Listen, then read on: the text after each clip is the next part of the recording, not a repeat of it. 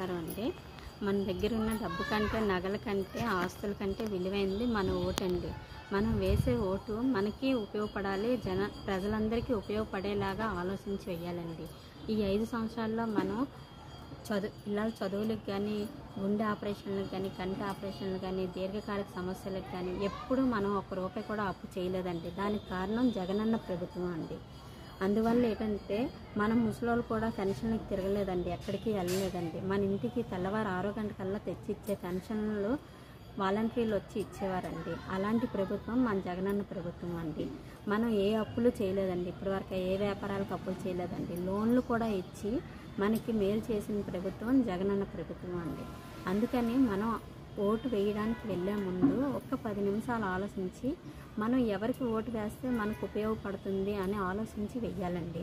ఏదో వాళ్ళు ఇచ్చారు కదా, డబ్బులు ఇచ్చారు, లేకపోతే మందు ఇచ్చారు, లేకపోతే బిర్యానీ పొట్లాలు ఇచ్చారు అనేసి ఆలోచించి ఓట్లు వేయకండి. మన భవిష్యత్తులో మన పిల్లలకి ఎవరైతే మేలు చేస్తారో, మన కుటుంబానికి ఎవరైతే మేలు చేస్తారో, మనం కష్టము అనగానే ఎవరైతే ఆదుకుంటారో అనేది ఆలోచించి మనం ఓటు వేయాలండి.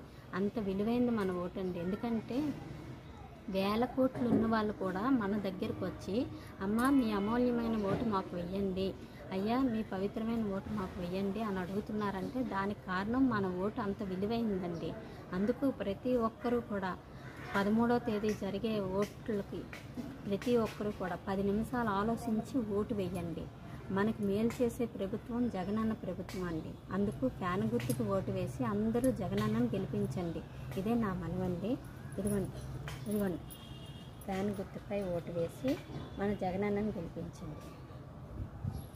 ఓకే.